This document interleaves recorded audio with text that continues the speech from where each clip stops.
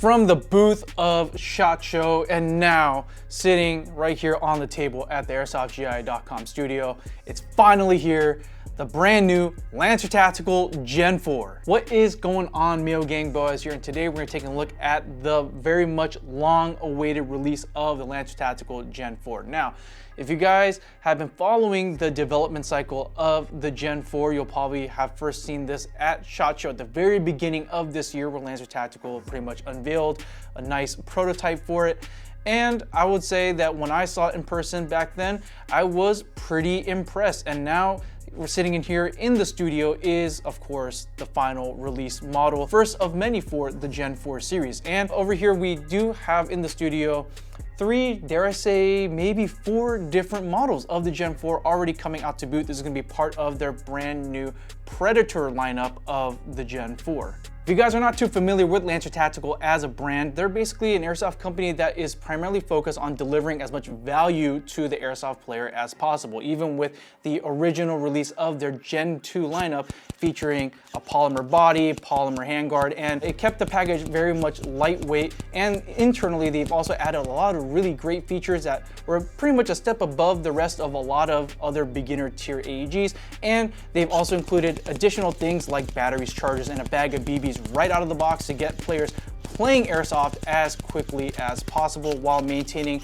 a very, very cost-effective and affordable package. Now, after that, they released the Gen 3 lineup, which basically took the same DNA of the Lancer Tactical Gen 2 with its polymer construction, but internally they absolutely souped it up with a lot of upgraded parts, and it really elevated the performance. So a lot of airsoft players who are, I don't know, either avid builders or people that really love to push the performance of their airsoft setups, really loved how affordable and how well they perform. And now finally, we have the Gen 4, which is supposed to be for the more serious-oriented airsoft player. Today, we'll be going over Lancer Tactical's Gen 4 Predator series. Now, this is probably the first series of airsoft replicas in Lancer Tactical's Gen 4 lineup. There will be other models available in the future, but the Predator series is the first thing that Lancer Tactical has decided to come out with. So, with that being said, there will be three main models that we'll be looking at today. The first being the Gen 4 Predator Carbine, which features a 13.5-inch outer barrel and a longer handguard. Then you have the middle of the road, which is going to be the Gen 4 Predator SBR with a 10.5-inch outer barrel and a medium-sized handguard. And then finally, you'll have the Gen 4 Predator CQB, which is, like in the name, oriented more towards CQB players, which it features an 8-inch barrel and a nice stubby handguard to make sure that you can clear those corners really tightly. Pretty much everything that I'm going to say past this point, you can kind of assume that it will be identical across all models of the Gen 4 Predator series, because outside of just the handguard and the barrel length, pretty much everything externally and internally for the Predators are going to be exactly the same. So the one in front of you that you see right here is going to be the SBR model, of course, which is my favorite because it's a perfect happy medium between indoor and outdoor gameplay, because it can do both pretty dang well. But just at a first glance, you'll notice that Lancer Tactical has completely redesigned the receiver group. Oh, thank God. It looks so clean. It looks really aggressive. I love that billet style receiver group design, like the angular cuts and all the little like lightning cuts here and there to make it look like it's really reduced in weight. It just looks so sleek and aggressive. And also, if you notice on all the logos and the markings here across the body of the Gen 4 receiver, they're all laser engraved instead of being painted on. Oh, it's so nice. Just that nice black on black aesthetic just makes it look super stealthy. And this is, let's be honest, it's just a lot less obnoxious than just like white painted logos. So come on, it's 2024. Switch to the more elegant, subtle laser engraving. The next obvious thing that you're probably going to notice when taking a look at the new Gen 4 Predator is going to be the M-LOK handguard. So this is going to be a full metal handguard, obviously, but it has a very unique design. Of course, you're going to get M-LOK on the sides and the bottom, as well as the 45-degree angles on the handguard, which is a very nice touch. But one thing you'll notice is that on the very front and the very rear of the handguard, you'll notice Picatinny slots, and then over here on the majority middle section of the top of the handguard, there are going to be M-LOK slots instead. So when I first saw this handguard, I didn't really like it too much. I thought it looked kind of weird. And then I held it in my hands and realized, oh, this is actually really comfortable. It really slims down the overall profile of the handguard, which I found it very comfortable. And after using it and shooting it, honestly, it kind of started to grow on me. But if you guys are a real big stickler on making sure that you get that full monolithic top rail, don't worry, Lancer Tactical in the very near future will be releasing models of the Gen 4 that will feature that full travel monolithic top rail.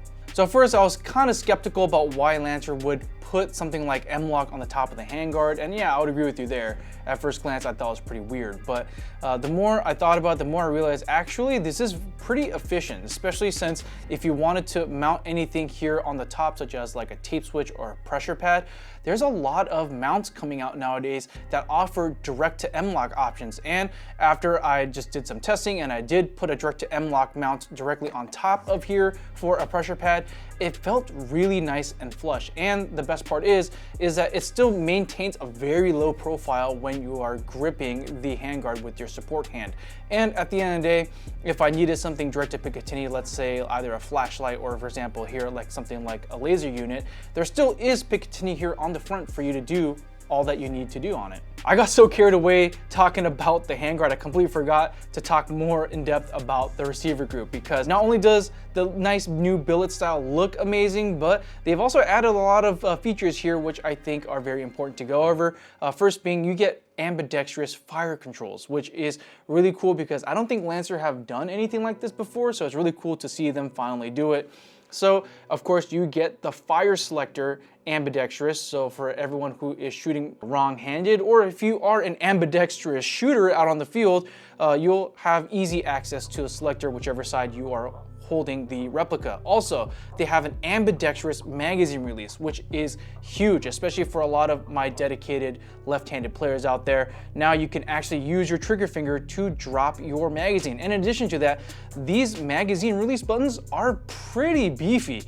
They're not just your standard size M4 AEG run-of-the-mill magazine releases. No, these are pretty well enlarged. So you can be pretty sloppy with your reloads and still pull them off. I can totally imagine that in the heat of Airsoft gameplay, when you're just really under pressure, it'll just be so much easier to do those reloads. And finally, towards the mag wheel, I noticed that there is a bit of a subtle flare to it. And I noticed that as I was conducting a lot of reloads during the testing, yeah, the magazines did tend to funnel in a bit easier than your traditional M4 receiver. And the final thing that I'm really happy that Lancer finally did is that they included a functioning bolt catch. Oh, thank God. So when you pull the ambidextrous charging handle backwards, it'll automatically lock the mock bolt in place, and so it makes hop-up adjustment so much easier. And if you're just trying to just tinker around with this guy, honestly, it's pretty fun to do. Moving down more towards the rear of the Gen 4 Predator, you're gonna notice that Lancer Tactical has taken a step back, unfortunately, with their motor grips. So this is gonna be more reminiscent of their older Gen 2 style motor grips. I mean, there's nothing really wrong with it. I just kind of wish that at the very minimum, they still kept that nice grip angle of the Gen 3 motor grip, which I thought was way cooler. Holding it in the hands, again, I don't really have any complaints, but I just really prefer the grip angle and the texture of the Gen 3 motor grip over the Gen 2 style. So hopefully Lancer Tactical in other iterations of the Gen 4, hopefully that they will roll out with some better looking motor grips. And personally for me, if I were to own one of these bad boys, I would probably immediately swap this out to either that Gen 3 motor grip or maybe even like a PTS motor grip, because they're just so dang comfortable in the hands. And then behind the receiver, you're gonna see the traditional ambidextrous sling loops. So if you're gonna use HK clips, you can go ahead and clip into here. If not, there are plenty of QD sling mount points here on the Gen 4. You're gonna have some, of course, on the handguard itself. And on the rear, they have the Delta stock, which also features quick detached sling points over here as well. And of course, I just mentioned the Delta stock that it comes with, which is fine. It is definitely a good looking stock. But again, because this is a Gen 4, I was kind of hoping that Lancer Tactical would come out with a new design stock. But of course, the Delta stock is definitely a favorite amongst a lot of Airsoft players. I love their easy access battery battery compartment.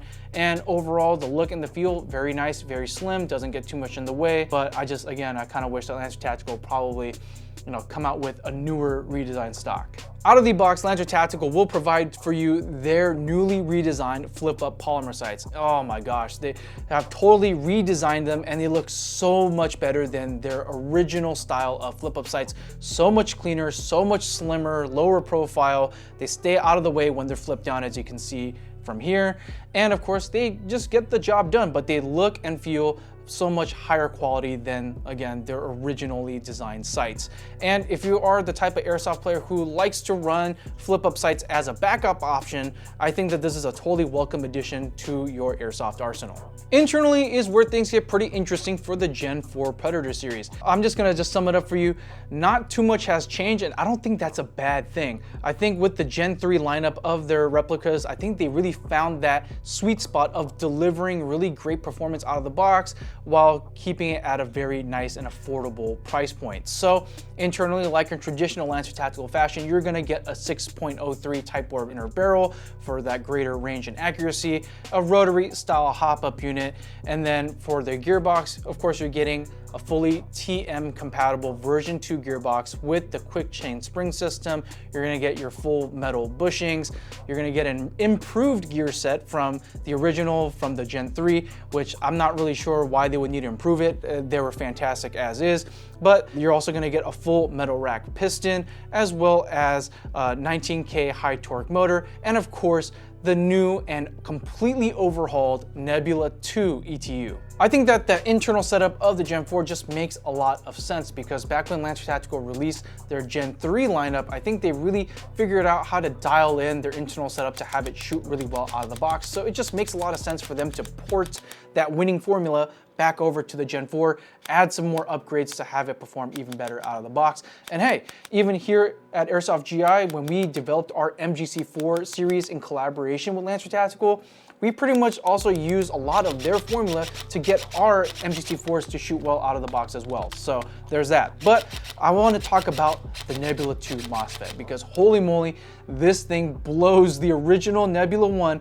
out of the water, and it really feels like a true high-end MOSFET ETU system. And they just offer so much more features and programmability out of the box compared to the Nebula 1.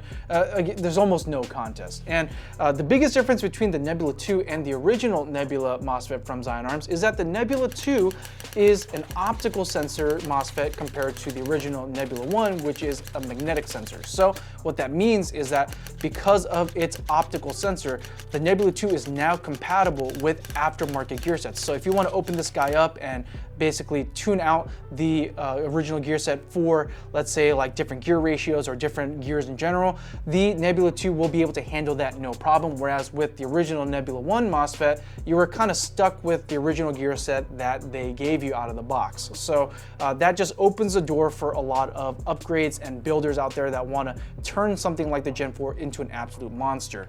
Now, other than that, let's talk about the programmability, because of course, in typical fashion, you'll be able to program your firing modes in the full auto setting with your selector, but with the Nebula 2, you're also able to program different firing modes on the semi-auto position on your selector as well. So it opens up a lot more programmability when it comes to choosing how you want to play. So in the full auto setting, you'll be able to program things like semi-lock. So if you only want to fire this guy in semi-auto, you can semi-lock it.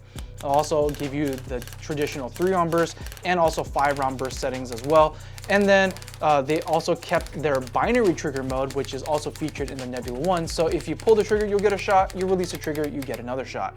And then in the semi mode, you'll also be getting something called AUG mode if you want to program that in. So AUG mode is a pretty interesting one, because if you have pressed the trigger, you'll stay in semi-auto.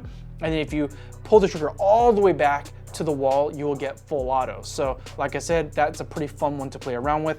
And finally, you also get sniper mode in semi-auto as well if you want to program that in. Basically what it will do is that the ETU will be timing your shots for you. So if you put this guy in sniper mode, you pull the trigger, you'll fire your shot, and then the ETU will then disable your trigger until its internal timer runs out. After it runs out, it'll beep at you, letting you know that you can fire again. So this will kind of like slow down your rate of fire in semi-auto, and will kind of mimic or simulate the cadence or the rate of fire of like a more precision sniper, which I think is pretty cool. Outside of that, you also get adjustable precocking, so you'll be able to fine tune how much precocking you want to engage in your gearbox before you let out your shots. This is extremely helpful because if you want to change your gear set out for, let's say, a different gear ratio, you'll be able to also compensate for that with the adjustable precocking, which is really nice.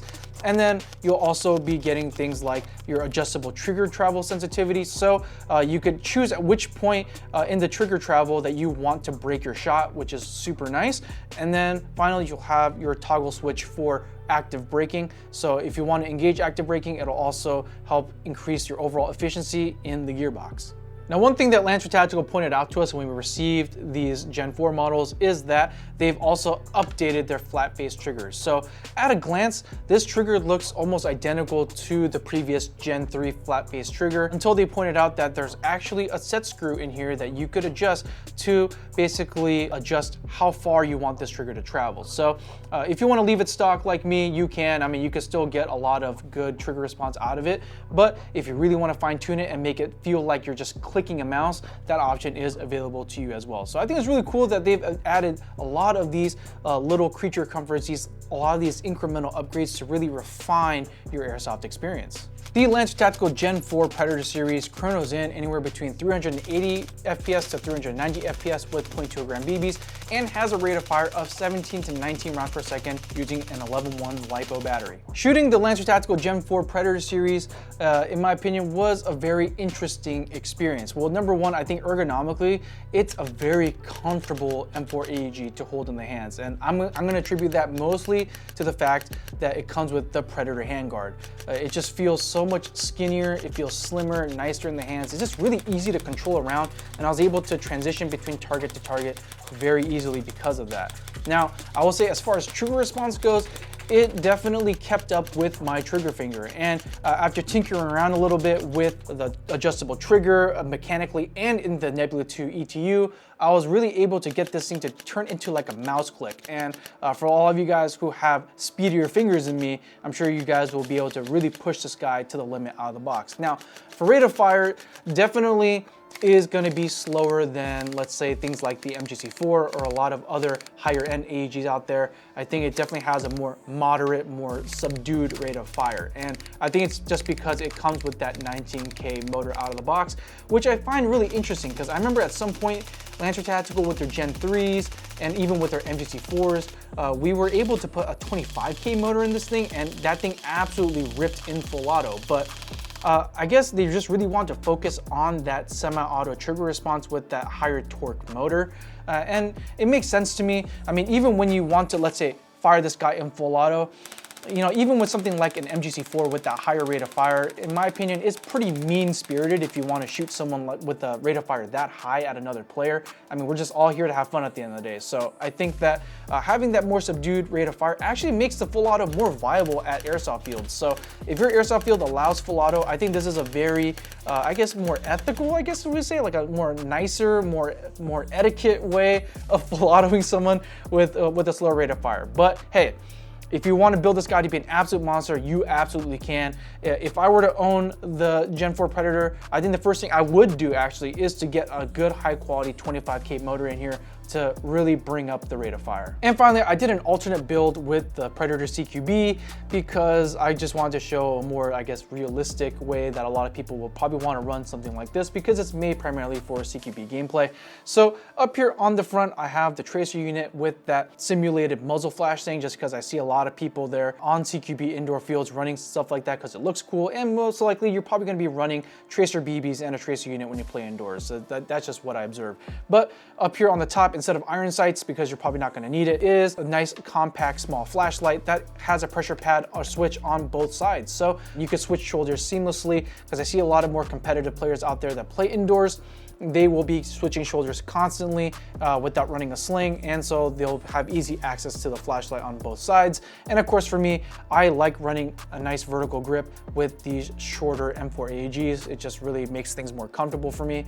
And of course, I have a big red dot sight with a tall mount, So that way, if you are running something like a full paintball mask or like a dye mask, you'll be easily able to aim down sight without having to like move your head and try to find your red dots. So this is kind of like my imaginary Speedy Boy setup. I didn't just make this alternate Speedy Boy build for the looks. This is actually the fourth kind of Gen 4 Predator that Lancer Tactical has released. This is going to be part of their Gate Aster edition of the Gen 4 Predator series. So pretty much everything here is going to mostly be identical. You'll actually notice that there is a slight difference in the aesthetics of the full metal receiver group. There are a little differences in like how the receivers are kind of cut, which I think is pretty cool. And then very subtly above the trigger guard, you're going to notice that there is an engraving saying powered by Gate with the little Gate logo. So that's pretty cool. And of course, it'll give you the respect points there out on the airsoft field, knowing that you're running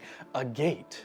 Outside of the inclusion of a Gate Aster out of the box, Lancer Tactical will also be giving you the Gate Quantum trigger, which is also adjustable and is, of course, a different aesthetic than their own in-house flat-face trigger. And under the hood, if you pull the mock bolt back, you'll notice that they will include their full metal CNC hop-up unit to help you give more fine-tuned adjustment to your hop-up, which is pretty cool. Outside of the features that I just mentioned earlier, pretty much everything else internally is going to be identical to that of the larger Gen 4 series, and Lancer Tactical will just be continuing to stick to their game-winning formula, and I'm glad to see it. When shooting the Gate Aster version of the Gen 4 Predator series, honestly, it feels kind of the same as the original one that comes with the Nebula II MOSFET. Probably also because it's using the same motor, same gear set, you know. There's just really not that much of a difference. I will say though, if I'm really thinking about it as I'm breaking my shots, it does feel like the Gate Aster will allow you to spam the trigger just a little bit more. But I don't know, that just might be the placebo talking, but I know for a fact that every time I'm laying shots downrange, everyone will respect me because I got the Gate inside. But as far as range and accuracy goes, I would say that the Gate Aster edition of the Gen 4 Predator does edge out the original Gen 4 Predator just because of that CNC hop-up unit. It feels a lot nicer to adjust. I'm noticing that I'm able to get some more finer adjustments on it, and adjusting it, the wheel does feel a bit stiffer. So I can imagine that it'll have an easier time maintaining consistent hop over longer periods of time, especially if you want to, let's say, use heavier BBs through this thing. But if you want the CNC hop-up unit, but you don't want to pay the Gate Aster money for it, don't worry, Lancer Tactical does sell their CNC hop-up units aftermarket for a very affordable price. Okay, now that we've talked in depth about pretty much everything about the Gen 4 series, from the externals to the internals, to the shooting experience, to the performance, okay, how much do these things cost? Because of course, like I mentioned at the very beginning of the video, Lancer Tactical is definitely a value-based brand. So how much are they pricing their new Gen 4 Predator series? Well, right now, the brand new Lancer Tactical Gen 4 Predator CQB model retails for $295 at AirsoftGI.com, and make sure to take advantage of the Wombo Combo for automatic free shipping and reward store credit. The Lancer Tactical Gen 4 Predator SBR model will retail for $299 at AirsoftGI.com, and make sure to take advantage of the Wombo Combo for automatic free shipping and reward store credit. The Lancer Tactical Gen 4 Predator Carbine model retails for $305 at AirsoftGI.com, and make sure to use the Wombo Combo for automatic free shipping and reward store credit. Oh man, whew, you have no idea how many takes that took for me to get that down right. And let me tell you, I'm running out of breath here. But I would say for under $300 for like the small boy, and like just right above $300 for like the long boy, that's a lot of value, honestly. I'm pretty surprised at how affordable that they're pricing these things.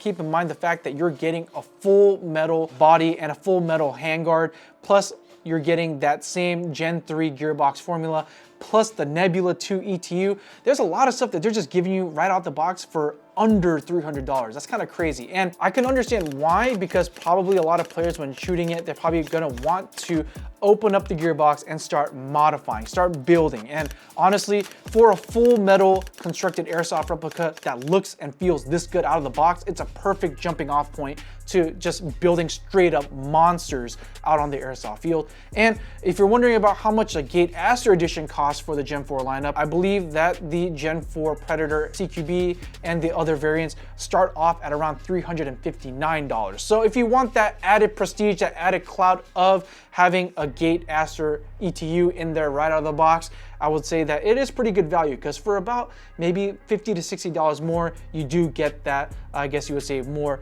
respected, more prestige of an ETU out of the box. Thank you guys so much for sticking around and checking out our overview of the brand new Gen 4 series from Lancer Tactical. I'm pretty excited to see how this guy will do. I'm really excited to see how many of these we will see out there on the airsoft field and what people really think about him once they get their hands on him and start to use him out on the airsoft field. And hopefully that Lancer Tactical will continue to develop their Gen 4 series, come out with new models hopefully, and maybe even start to throw in more higher end, more highly upgraded models in the future. But let us know what you think in the comments down below. Is the Gen 4 everything that you hoped and dreamed it would be? Or is this something that you would look forward to use as like a builder platform, which I can definitely envision a lot of people doing. But if you like what you're seeing, please make sure to hit the like button as well as subscribing if you haven't already, and to hit that bell icon so you get notified every time we upload a new video. And if you want to pick up a brand new Lancer Tactical Gen 4 or any of these airsoft products that you see here in our videos, make sure to head over to airsoftgi.com for all your airsoft needs. Doing that directly supports the channel, helps keeps these lights on and that camera rolling. But other than that, my name is Boaz, and I'll catch you next time, Mail Gang.